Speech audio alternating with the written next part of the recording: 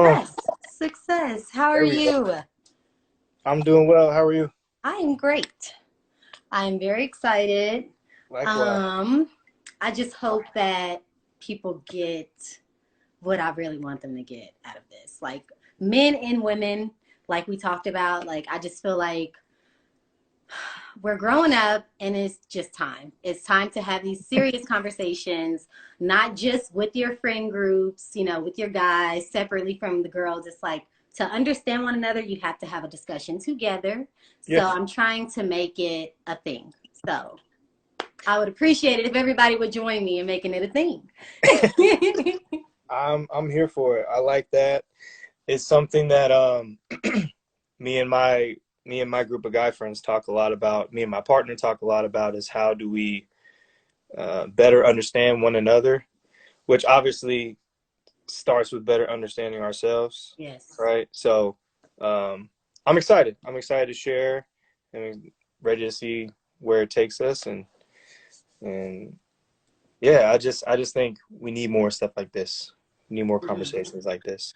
So Well, let's dive in. Do you care to do intros or do you just want to start just kind of chatting? Or do you care to tell what you do and why you do it real quick? yeah, yeah, And that's I'll go cool. I can after do an you. intro. Yeah, I can do an intro. So my name is Jordan Lewis. For those who don't know, um, I am a mental health provider, therapist, counselor here in the Kansas City area. I've been doing that now for. I've been working with people in a healing capacity, whether it be through um, hospital settings, so like inpatient care, people go to kind of get reset and get that sort of resource, or now in the private practice space. I've been doing this for like 7 to 8 years, just at different capacities throughout mental health. So it's something that's very important to me. And I try to bring in a lot of different aspects of my own personal experience as well as spirituality and existential questions into my practice for those that are ready for it. So I think therapy and healing and any people work is existential in nature. Um, so I think these are the questions to talk about who we are, you know, relationships, how do we show up and connect with one another and the rest of the world. So that's a little bit about me. That's what I'm passionate about. That's what my work has been for almost a decade now, and I see it continuing. So thanks for having me. Good, good. I'm so grateful. If y'all don't know, Jordan actually had myself and a friend on like back in like summertime. Yeah. Was it on his podcast? So it's called On Everything with Jordan Lewis. If you have not heard of it, seen it, go to Apple. That's where I listen to mine and check it out, y'all. Like check it Yeah. out. I listen Appreciate to the it on a plug. regular basis. Appreciate Um, the plug. of course, always with the shameless plugs. So for those of you guys who are coming from Jordan's side of town, I'm Tajay. I go by the Taj Factor, Taj, whatever. And my whole thing is I just want people to live better lives. Like, that's just simply it. I'm going to turn off this heat, air, whatever this is, real quick because I don't want to messing up the sound. But yeah, that's just the vision that I see as I create my content and what led me to start creating content is a world where there's just a lot more love. Like just in the most basic human interactions, right? You walking across the street, you may see someone that's like a couple yards away from you, but you can feel them acknowledging you and honoring you just for existing as a human. And so people give off that type of energy once they've done a certain type of work. And so I feel like part of what I am making my purpose here on this planet to do is showing everybody that there's a better way to live. There's a more, I will say, a less, there's a path with a little less resistance, if Mm. you will. You can live a life with a lot more ease, with a lot more love, with a lot more abundance of literally all the good things. But you have to do the work first. So that's basically my whole thing is kind of as I do the work, helping you do the work or showing you kind of what I do and hoping that something works for you. So without further ado, because y'all know I like to just cut straight into it, let's jump in. Jordan, basically we'll have a discussion per usual, but I have some notes that we have discussed. So let's As do start I. with Good. your definition of masculinity. And just to preface all of this, I will kind of let Jordan like speak a lot of the time, a lot more than I will probably, because I really want us to hear it from a man, because I have no idea. And I don't want to assume that I know anything about being a man. You know what I mean? So, yeah. Love that. Before we jump into me answering questions, could I ask kind of a question of you to kind of level set for my own just personal curiosity? Mhm. You'll hear my dog running around a little bit. It's okay. Your audio went down a little bit. Oh, did it? How about now? Still good? I can hear you. Can y'all hear okay? Yeah. Send some messages through, making sure everybody can Please, can hear. y'all hit like a number 1 or a random letter just to let us know that y'all can hear us, okay? Yeah. But my question for you was, what, just for context sake, like what sparked your interest in having this sort of conversation? In short, I would say the men in my life. Okay. Um, because, and I'll expand on that a little bit. So, I grew up in a single parent household. I'll let y'all in a little bit to know kind of my perspective. My father was out of the house since I was probably like a kindergartner, addiction, things like that. So very, very much absent, very much in and out. My mom was at work a lot of the time. So it was just, it was us. So in that, I kind of raised myself a lot. And um, I didn't get a lot of things right. And so as I've grown up, I've ran into men who, in a way, um, remind me of the men who were in my life previously. Hmm. So I see a lot of people, I would say men, who are hurting and don't even know that they're hurting. And then they're hurting us because when Hmm. a woman comes to you, we're just coming to give. Like a lot of us just want to come to give, to nurture, because that's just what's in us naturally. And so when you're trying to give that love and it's being rejected, it's totally not being received, it hurts a lot. And so basically there's a lot of damage that goes on with relationships and people who are just not even self-aware enough to know that they need help, or are willing to do the work. So basically dealt with a lot of people who hurt my feelings, and I understood that they hurt my feelings because their feelings were hurt long time ago, and it's nothing I could have done to fix that. And I just want to understand better what men deal with, because I feel like I have a gist of it, but I really, I know that there's a lot missing there. And I want us to be more honest. Like, be more honest with your story, your real story, not just, oh, I grew up single parents. Okay, what happened to you? You Yeah. know what I mean? So that is, that's what sparked my curiosity, is seeking understanding. Got you.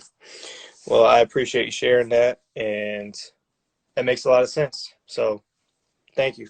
I'll not delve too much into that, and I'll go back to your original question. So, for me, I thought a lot about this today, like what my idea of masculinity is, what it means.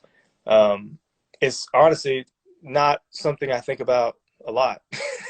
um, I don't know if I attribute that to like the work that I've done, but like my masculinity, in a sense, is not something that I think uh, is the most salient aspect of who I am or like my identity. So it took a little more work to kind of come up with that definition, more work than it would have if you asked me like, what does it mean to be black, or what does it mean to be like a healer or a therapist? Like Right. those things I kind of carry on my sleeve a little bit more than masculinity, than that man piece. I won't go down the rabbit hole of like why that is, because I don't haven't really figured that out yet. But Right. for me, my masculine energy comes from like a really grounded and deep understanding of myself, right? And so I've done a lot of work over the last couple of years to really make sense of who I am.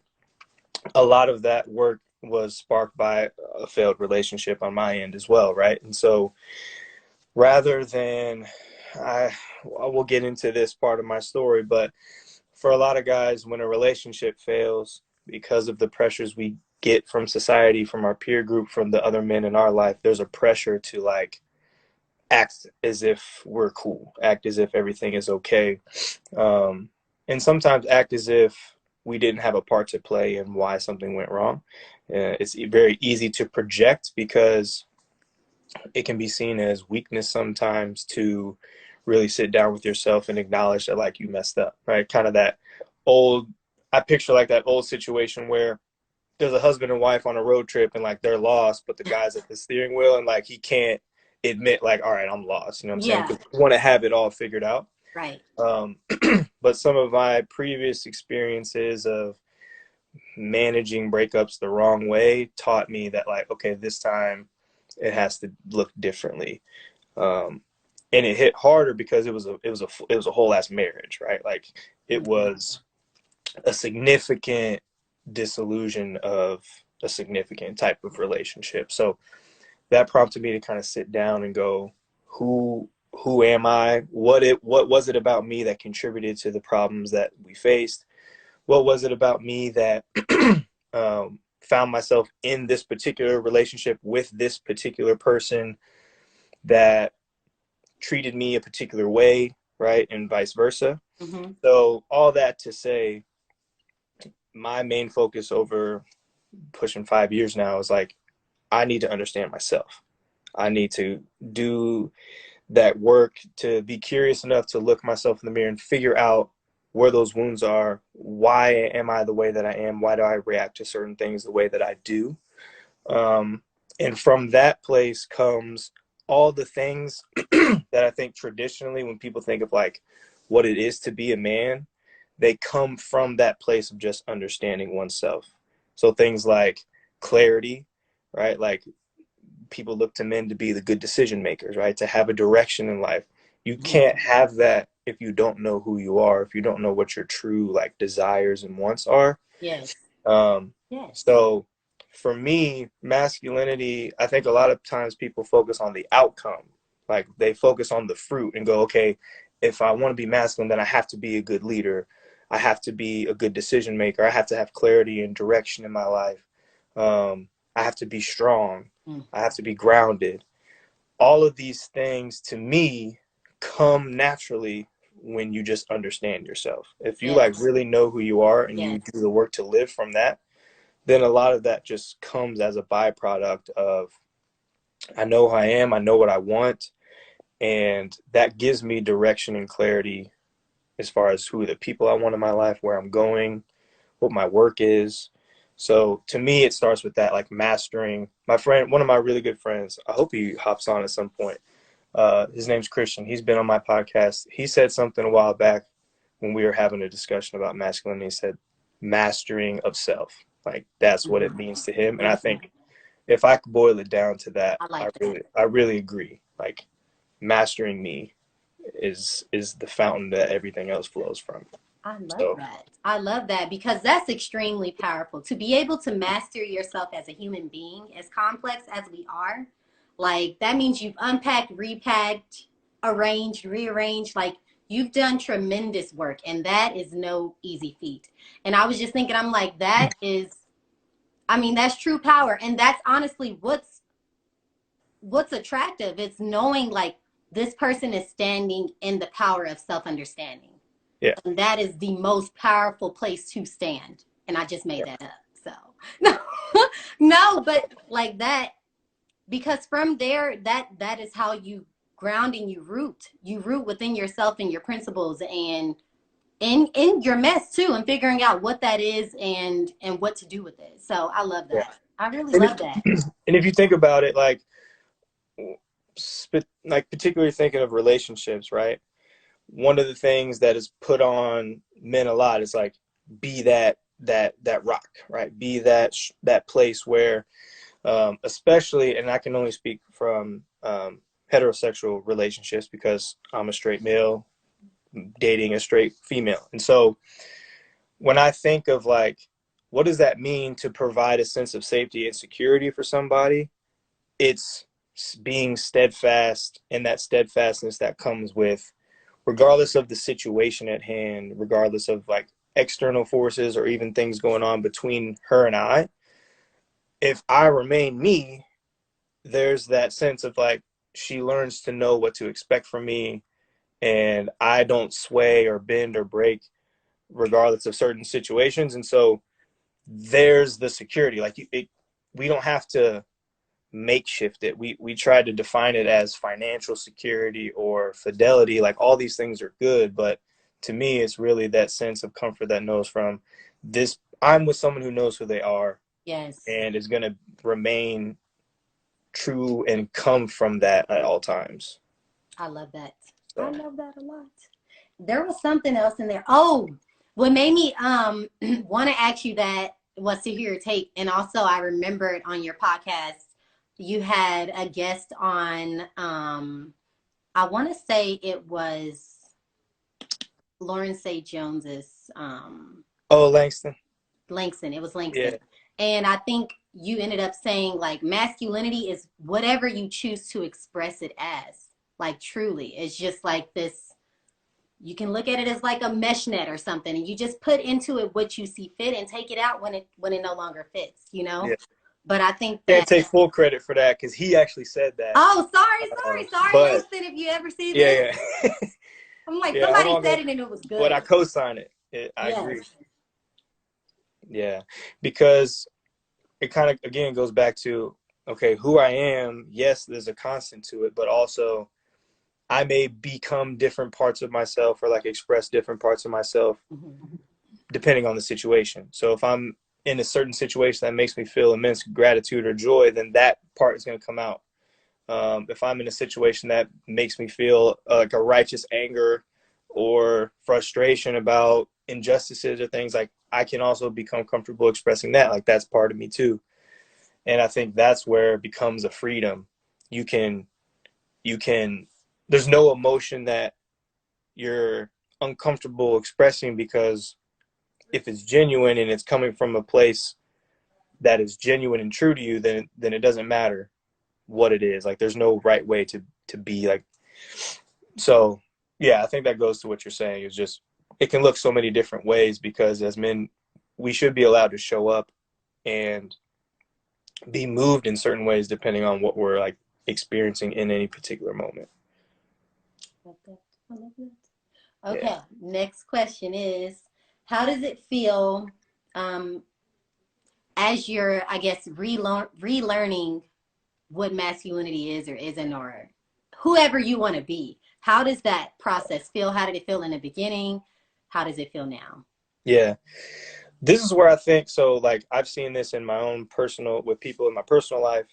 I've seen this time and time again in my therapy practice. And man, woman, black, white, gay, straight, like this is the part that I think keeps people from really doing the work and sticking to the work, because it's scary.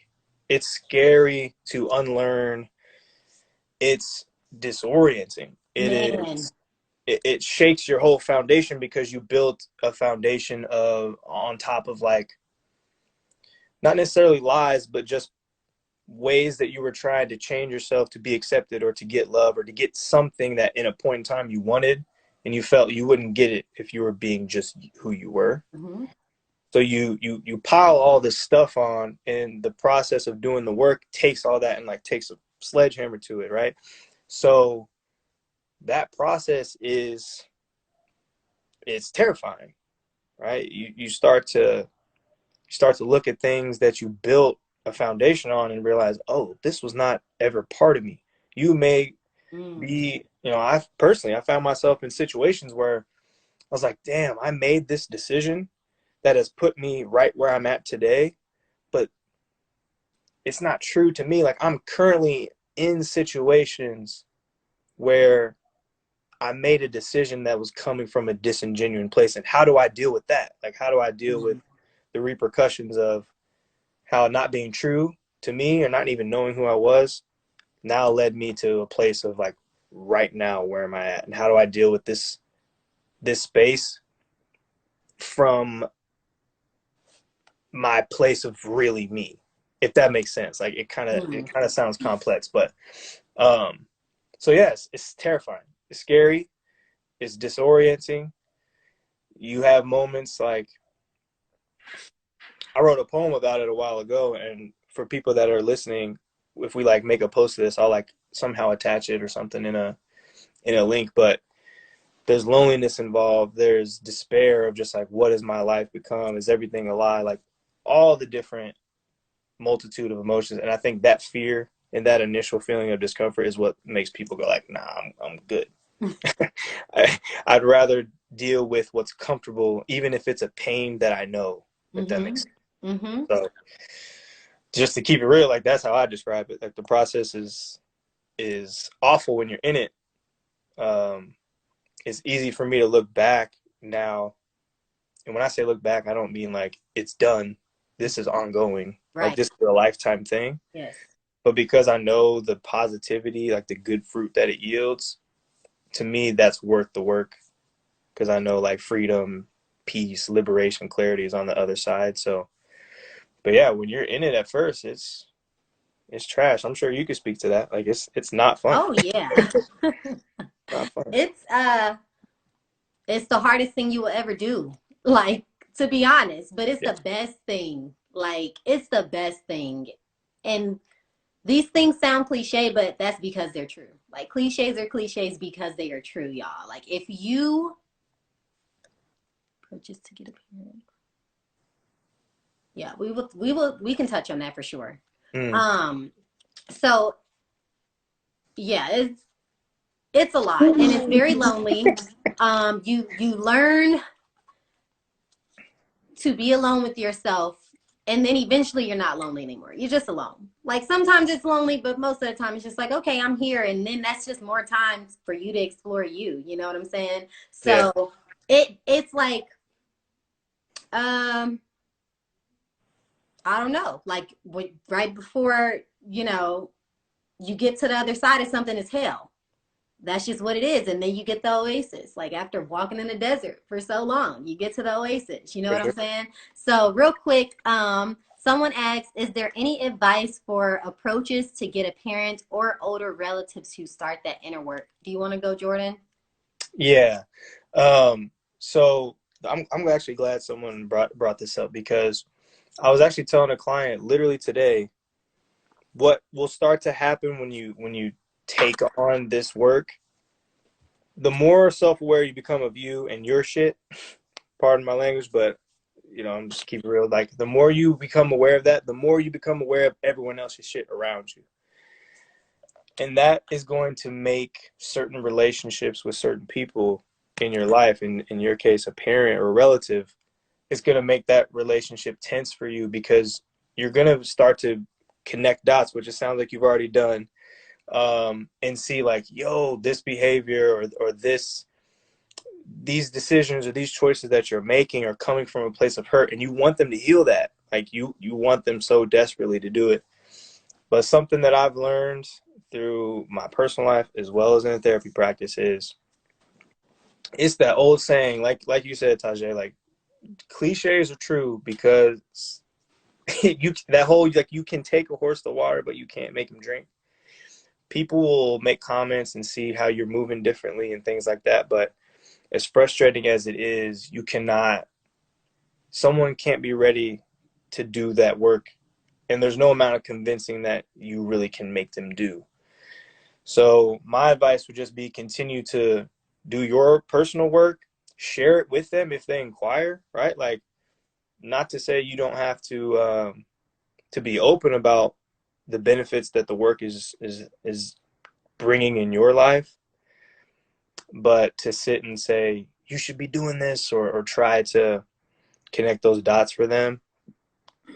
People have to be at a certain place, in a certain awareness or a certain emotional point in their life, to be able to start that journey.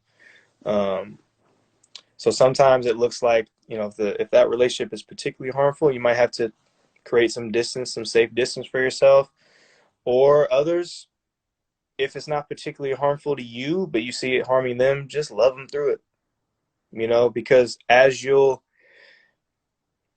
more aware you are, you'll see their behavior not as something to judge them for, but coming from a source of pain or a source of fear or a source of insecurity or some combination. So you can extend compassion to that person once that awareness comes, and you'll realize, okay, I used to get mad when you did that because I thought you were just being a jerk or you were trying to hurt me. But the reality is you're hurting, as you said earlier.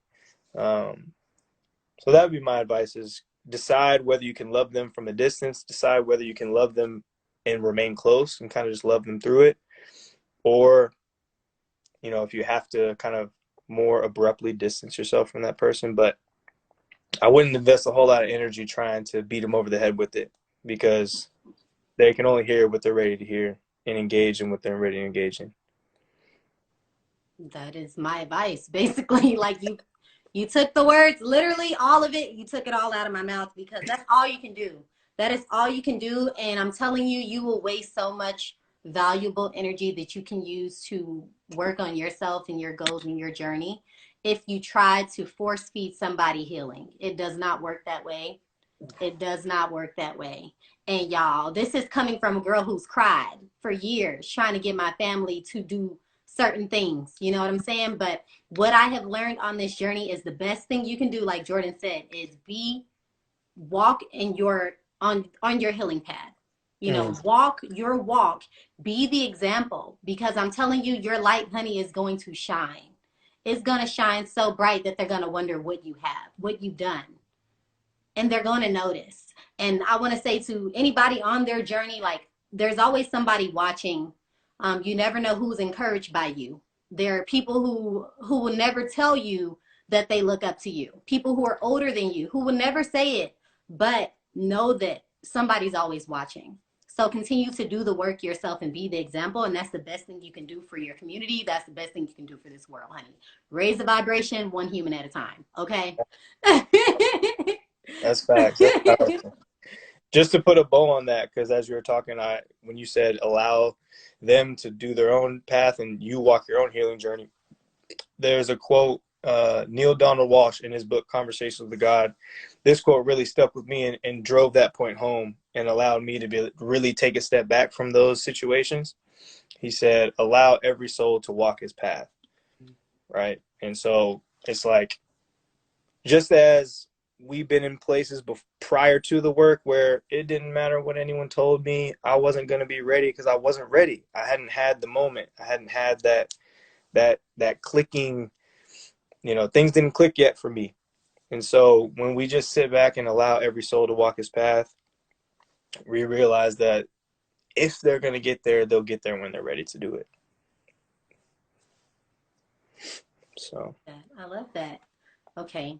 So we're going to move on to one of my favorite things to talk about, and that's triggers. Because triggers are where the work starts. So what are some of your triggers that you're working through? And it can be, I just want this to be an example of a man who is doing his healing work. And so it can be, regarding anything, literally, but just, yeah. So I'll talk about it, if I can, kind of in stages, because we may have people on here that are pre the work, right? Who are kind of in the early stages of it, and then some who are transitioning into like a new stage. That's why I said earlier that it's an ongoing, like, you can master, so like, quote unquote, one specific stage, but then whether it's a new relationship or a new scenario or a new job, like, something will become revealed to you that highlights another part of you that you haven't addressed yet. And so it's this kind of fun, I can say fun now, that sounds mad weird, but it's this kind of fun thing of like, what will the next opportunity present me that I can grow on or grow in? So I'll kind of talk about how my triggers have evolved. At first, when I first kind of was sitting down, that's what I call it, like, I sat my ass down. Because as guys, and I'm not sure, I'm almost 100% positive, because I see it, and we can maybe touch on this too, the differences at some point. But so after a breakup, right, people in our generation especially have their typical outlets, right? For a lot of people, it's going out clubbing and trying to distract themselves with casual hookups or shallow relationships, right? For some people, it's the alcohol can numb the pain. For some people, it's just binge watching TV shows and distracting themselves from like dealing with what's going on. So my tendency was the first one. Like my trigger was loneliness. Like I had said, I was going through a divorce. A lot of the stability and like the normalcy that I knew for many, many years was now gone. And my ass was at the crib. Like I didn't go out. I didn't go out clubbing. I didn't go out and like try to find a quick rebound because I knew eventually where that would lead me to. So with that said, I had to deal with that loneliness. And that was a big trigger for me of like, I look around and there's nobody here. My source of comfort that I've known for many years is gone. Man, like I'm really feeling pulled to like go slide in somebody's DM right now or hit up my boys like, hey, where are we going out tonight? But I sat down. I sat down and I dealt with it. So for in the early stages, loneliness was like the number one trigger for me. Just because there's so many ways to in this day and age, especially with social media, like there's so many ways to cure that to cure that loneliness superficially, right? So that was like the main trigger.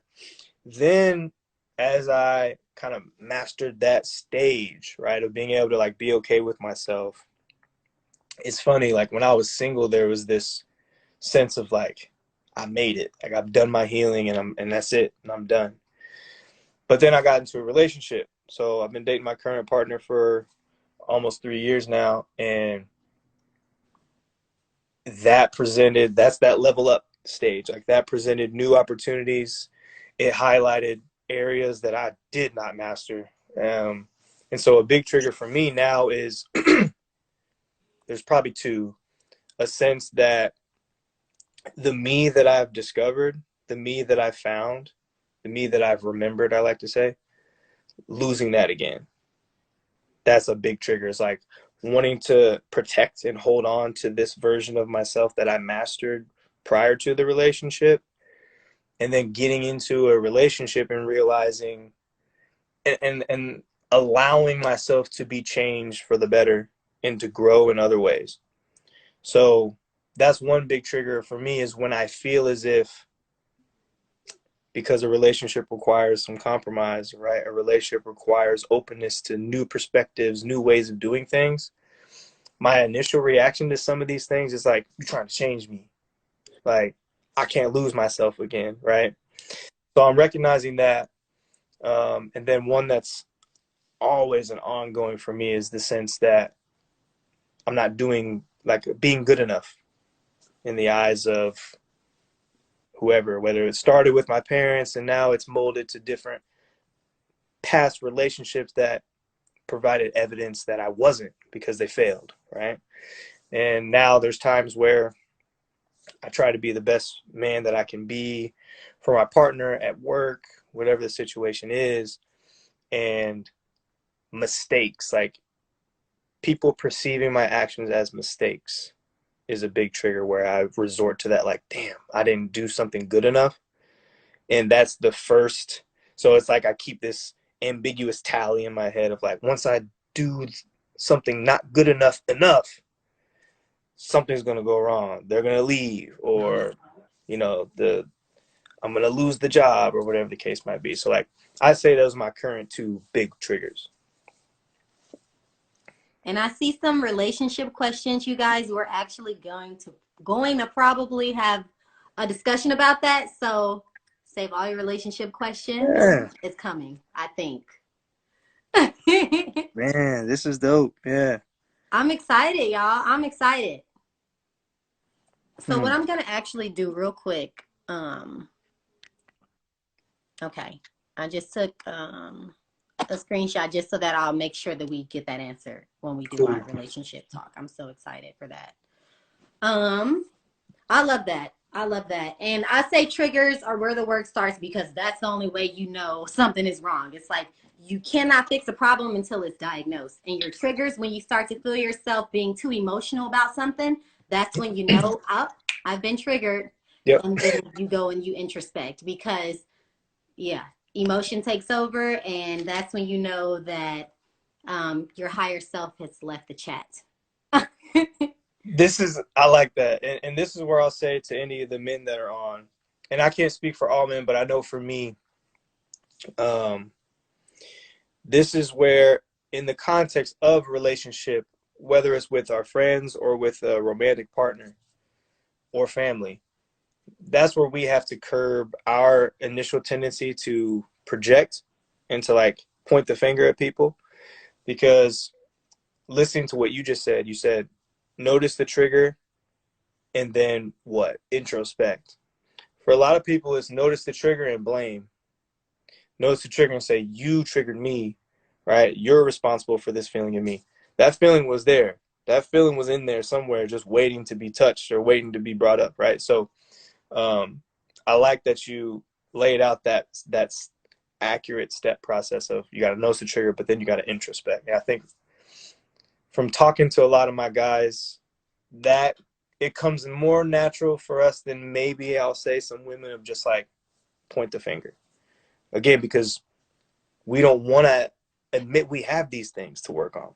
We want to be the I got it figured out. I got this, right? So we have to fight through that initial urge and be courageous enough to look in the mirror and realize that the more we can introspect, identify, and then address the triggers, the actual stronger we will become.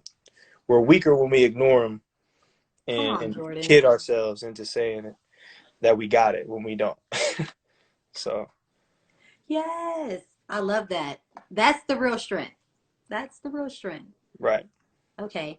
Can you tell us about some of the strengths that you find? We all know, or if you don't know, now you will know that every single human being has both masculine and feminine energies, and they intertwine to create the people that we see or present ourselves as. So, as being a man, I remember in your interviews you mentioned that you've always been able to access your feminine energy. That hasn't been like, a thing for you like it has been for many other guys because they've been told that boys, let's go ahead with the cliches, right? Men don't cry, boys don't cry, do some Right. push-ups, wipe your face, you're crying like a girl. Like, can we stop that rhetoric, y'all? Please stop telling y'all baby boys that. Like, it breaks Yeah. my heart to the core because you're telling him that his feelings aren't valid. You're telling him that what he is feeling does not matter, is not important to anybody. And imagine how you would feel if your mother or your father told you that Yeah. in this big age. You would still break down crying because to feel like you're invalid as a human, to feel small, to be made to feel small by somebody that's supposed to love you is one of the worst things that can happen to a person. And you can crush somebody's spirit from a very young age and not even know it. But the Yeah. power of the tongue, y'all, the power of the tongue is not a joke. So please watch what you say to these babies because things stick. They stick. And especially with, so this is how long-term memory is created. It's emotion and like some kind of stimulus. And if you create a very strong emotional response in this child and you're telling him men don't cry, guess what's going to be playing over in his head when he's crying because he's going through things? And Yep. then guess what he's going to not do as a result? He's not going to express it. And then he's going to turn that damage inward and outward. So I just wanted to get that out there real quick. But yes, how, like, can you speak to kind of your feminine, masculine aspects, how they kind of go well together? Yeah. Yeah. To me, the biggest barrier or challenge for the man is to integrate both, right? Integration is key.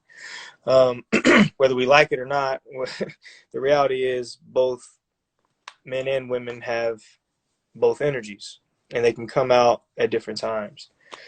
I've always been like you mentioned. I've shared this on my podcast. Like I've always been someone who's per the average Western guy, like been more emotional. Um, I was always into poetry. I've been writing poetry since I was in first grade. Like I, it's very easy for me to connect with the emotional aspects of me. But as I reflect back, and I was doing this today as I was answering that question and kind of preparing some notes, that's always been a private thing for me. So it's not like I couldn't access it, but what I rarely did was share it. And I think now the thing for me was reaching a point where I could also share it. I never locked these things away internally, but I always felt like people won't get it, or I have to show a good face or put forth that, all those male stereotypes, like put forth the right version of myself that's going to be accepted by my friend group or whatever the case might be. And now that I can express those parts of me, it's the biggest thing is like gratitude, for example, and appreciation of beauty. That was one big one for me where I could sit and be in a moment and internally be like, wow, this is great. I'm having all these intense feelings of joy, gratitude, um, you know, uh, just being moved by whatever. But I'd never tell anybody. And that always kind of kept me closed off from people. Now that I've learned to do that, it's improved it's improved every relationship, because I could be sitting there watching a movie, for example, like with my girl, right? And something's happening on the movie that really moves me and is just a emotional moment. Before, I could internally go like, wow, that is really powerful. That's really beautiful. But now I'm crying more than ever. Like I can cry at the damn Spider-Man movie if like there's a point in it that's touching enough, right? And I've started to notice like the more I can let that out, we're sharing moments together. Because before I know it, I'll look over and like, oh, she's crying too. It's like, damn, we just kind of shared that. Same thing with gratitude, and this especially with men with their friends, like with their other guy friends.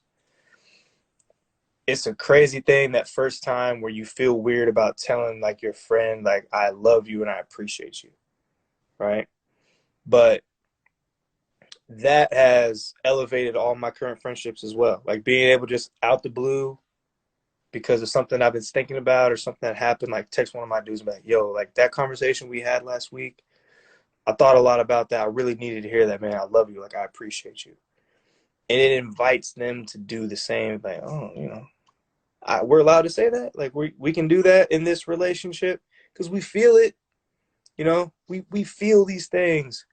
But with guys, it's almost kind of like we're always feeling each other out to find out like what's the level of acceptability we can go to. Like, can I hug? Can I hug my guy? Like, all right, cool, we can dap up. I can hug him. Can I tell him I appreciate him? Can I tell him thanks? Like, okay, that's safe. Can I tell him I love him? Because I feel it. But I don't know how he's going to respond. So as a man, if you can take that first step to express those things genuinely, and I think that's part of embracing the feminine energy, is like feeling these softer emotions and being able to not just feel them, but then share them with the other men or just the people in your life in general. So I don't really know if I really answered your question, but that was just what I wanted to share. Yeah, yeah. No, I like that. Basically, where I was trying to get at with that is getting them to see like the benefits of feminine energy. You know Yeah. what I mean? Because I think when we hear feminine energy, we think um very emotional. Let me think what else. Some of the things people kind of peg to women, it's like, oh, overthinking or all those things. And it's just like, no, feminine energy, from my understanding, this is what for me, it's being in a place of nurture, in a place of my heart is open and it's open to give and it's open to receive love. And it's Mm-hmm. open to feel all the good things and to radiate that out into the world. And I'm in a place of flow where I'm not worried about time and I'm not worried about what I gotta do. You know what I mean? And it's one of the most peaceful energies you can find. Whereas when I'm in my masculine energy, I more so am, okay, I need to be here by then, I need to do this now, and we need to cut that out. Like, it's Yes. very much laser focused, task oriented, goal oriented energy. And that's what gets things done. And so this is why it's important to integrate both the feminine and the masculine energy into each of us and learn to play with those energies, learn how to get more expression out of them, learn how to nurture the little boy who didn't know that he could cry. You know what I'm saying? Learn Yep. how to nurture the little girl who didn't know she could speak up for herself, because that's an aspect of masculine energy. So that that's basically what I was getting at. I wanted Yeah. everybody to understand, like, it works together and it's supposed to go together, and that's just the most harmonious way to live. So That's yeah, great. that was I it. like I liked your description of the different energies, like because one, I think it's good to address the misconceptions that yeah, feminine is emotional, and then one some things I've heard at times is just like also like all over the place, and masculine is very like harsh or aggressive or cold. And I think you put it into a better perspective, and I think of it similarly. Like masculine energy is direct. It's narrow, it's focused, it kind of closes certain things off. I think of it like a flashlight, like it's a direct beam of light, whereas the feminine is like a floodlight. It opens, it expands, it embraces, like it's accepting. And we need, like you said, there's times for both. And if you want to improve your relationships, you better connect with that feminine energy, because that's where the relationship stuff can happen, right? I just saw a comment, my girl commented, spaghetti brain. Yes, the female brain is more like spaghetti because it flows and things connect with one another. And the male brain is more like a waffle because things have their own specific place and things are closed off and things don't connect with one another or flow over. I like that. Um, there's times to be organized and everything have its place, but there's times, again, especially in relationships, where we need to have that flow, we need to have that openness. And so that's why I shared, the more I connected with that feminine energy and then expressed it as well, the quality of my relationships, like I've never been in a place in life where familially friendship and my romantic relationship has never been healthier.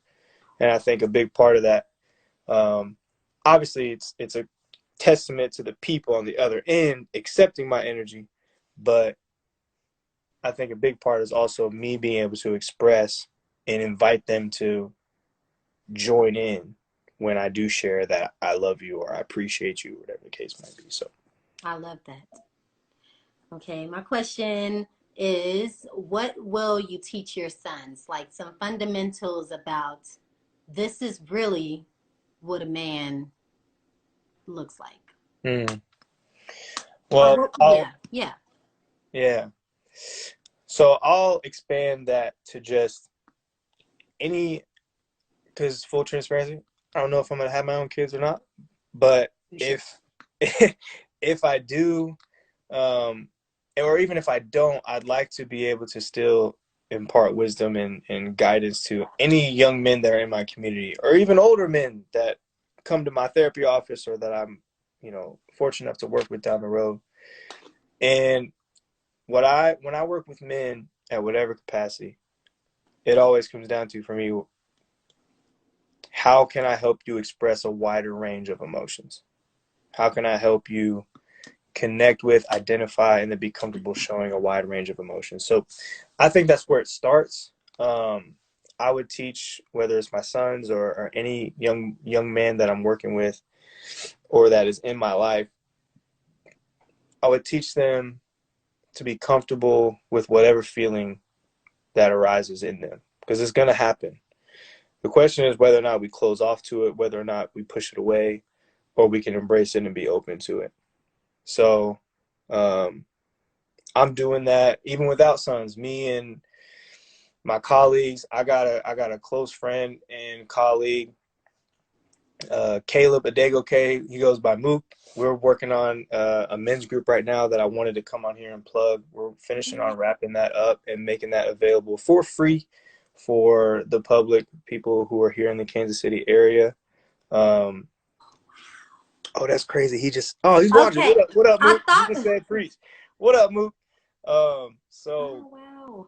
I think we can do that regardless of, whether it's our own biological children or not. And so I'm trying to just do my part in helping boys, identify and be comfortable acknowledging inwardly first and then expressing a full range of emotions. So that'd be the main teaching. I think a lot takes care of itself if you can help them do that. I am extremely excited. That's like the best surprise for me today. Yeah, Yes, like, oh, can we get a boys group too?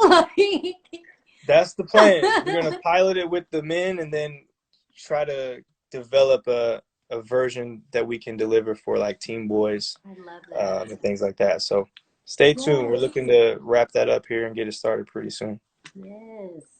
Okay, we just got two more questions, y'all. We're gonna wrap here in a little bit. Um, how can the women in you guys' lives show support when you are in these transitioning spaces? Mm-hmm. Yes. I love that you asked this question because it's something that I hear come up a lot. I see whether it's on social media or through my partner's friends or just women in general in the community will say, and have been saying for quite some time, we want our men to be more vulnerable. We want our men to be more vulnerable. And they should be, but we also need help and we need to feel like we're in a space where it's safe to do so. And too many times talking with either men that I know personally in my friend group or my families, or just seeing comments on posts such as that, right?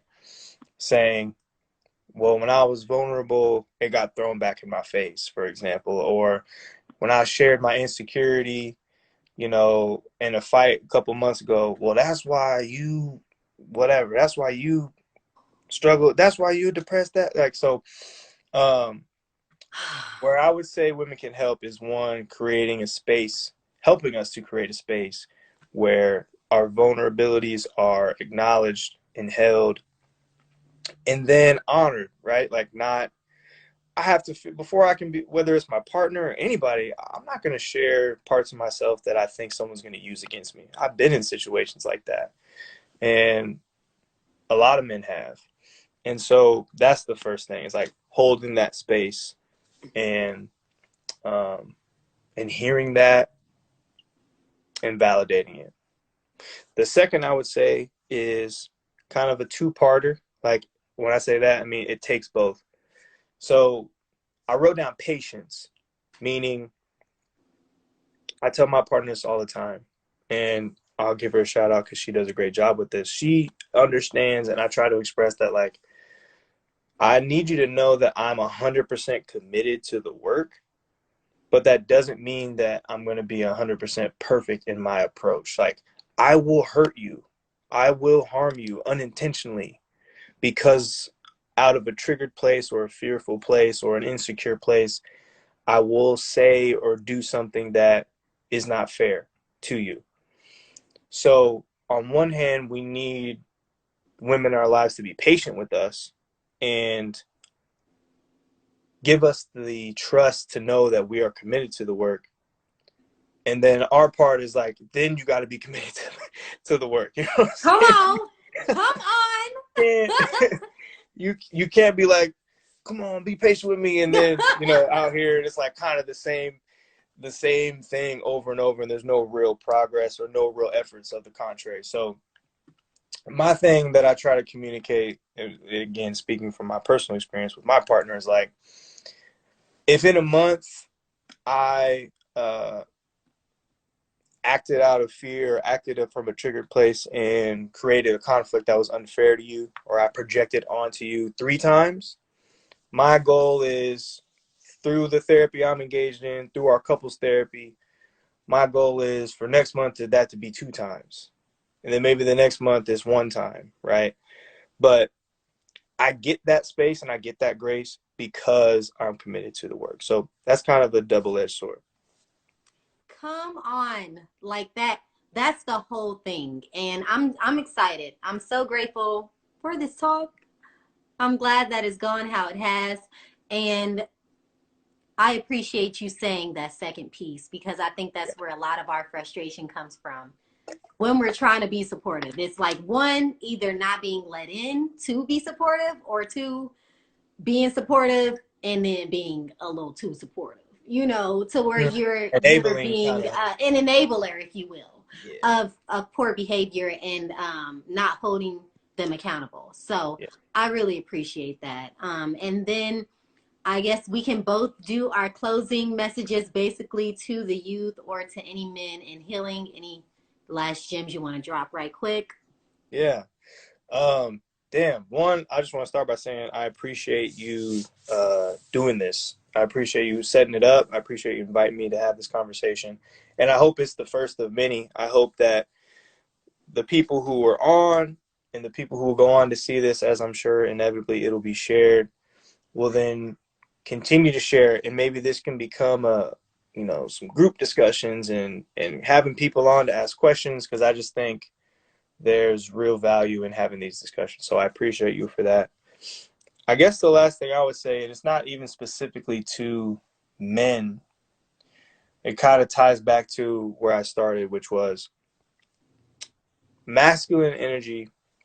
And what masculine means to me is having that deep understanding of self. But I will go on to say that we all need that, right? So that part of integration, we all have the masculine and feminine energy in us. So this work is for everybody to do, right? Not just men. Um, People like yourself can be trailblazers and leaders for women who are looking up to you and saying, how do we do it, right? What does it take? I think this is work we all need to be doing. So if you were on tonight and you're indecisive or you're on the fence, or if you're watching this weeks down the road after we conclude, let this be an invitation to start doing the work. If you were doing it and you're at a standstill right now, restart doing the work. If you feel like your work is complete, reassess and like level up and go to the next stage of doing the work, because there's always more depths that we can go in ourselves. There's always something to uproot, something to examine a little bit closer. So I would just end with that. Let this be your invitation. And I'm sure I speak for both of us when I say, if you have questions or you want help or guidance along that journey or through that process, like, reach out and we'll be happy to do what we can. We're no experts. I No, mean, I speak for myself. I'm no expert. no. I'm just someone that's trying to get it right and trying to figure it out.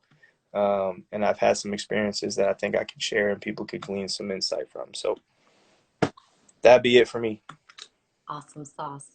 That is it for me, basically. And I just want to say, as always, be gentle with yourself as you're doing work. Be gentle with yourself, okay? Do not beat yourself up about the mistakes that you have made, about the person you've been, about the people you've hurt, because guess what? Ain't shit we can do about that, right? But take the lessons and use it to make us a better person. So honor those situations and right your wrongs and fix your karma by doing your work and going out and giving some love to the world.